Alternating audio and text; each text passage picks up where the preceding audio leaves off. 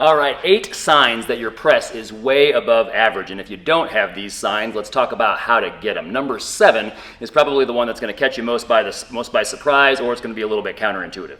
Number 1, your grip. If you've got a grip that is relatively narrow, in other words, you kind of reach forward like your Frankenstein's monster, so you're about shoulder width, just a little bit outside of that, and you want your grip also to be pronated just a little bit so that the bar is sitting over the bones of your forearm. In other words, the bar needs to sit in the base of your palm, not back here over your knuckle line. You want it to sit here, so you're not going to have totally straight wrists, but you definitely don't want your wrists bent very far back either. There's just going to be a little bit of extension so that bar can sit right on the base of your palm.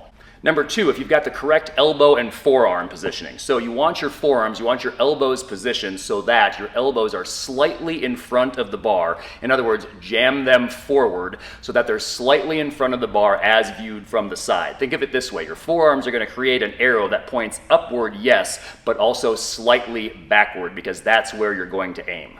Number 3, and this also has to do with your grip, and we talked about this a little bit already, you want your wrists to be nearly straight, not totally straight. This is a problem, and you're going to notice that, because if you actually have your wrist this straight, you're going to feel that weight sitting on your thumb. That's no good. But you also don't want your wrists bent back in extension. So again, you're going to pronate that grip just a little bit. You're going to make sure the bar is sitting in the base of your palm, and you're going to squeeze it real tight, and that's going to help you maintain a nice, relatively neutral position and not let your wrist kind of break or bend backward.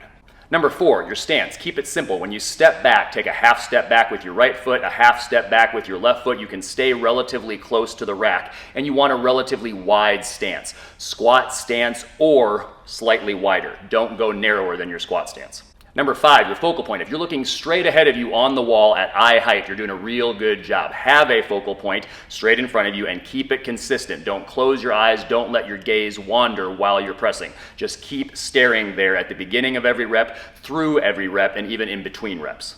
Number 6, tight abs and tight knees. In other words, before you start each rep, take a big breath, hold that breath with tightly clenched abs as if you're going to take a punch from all sides at once. So in other words, you're not going to really just tighten your abs, you're going to tighten every single muscle in your trunk, and you're also going to flex your quads real hard so that your knees don't bend. Because remember, if your knees bend, the rep doesn't count. The press doesn't count. It becomes a push press instead. So tight abs, tight knees. Number 7, if you haven't done a dynamic style of press like this, we just call it the press, but this one might come as a little bit of a surprise. You want to use the hips when you start the movement. So reach forward with your hips. You can think of it as hip and dip. In other words, when the hips move forward, that bar is going to dip just a little bit every single time. This is the rebound. This is the throw that you get out of the press. If all you've ever done before is what's commonly referred to as a strict press, this one might be new to you. Try it. You'll like it. It takes some practice, but you'll like it.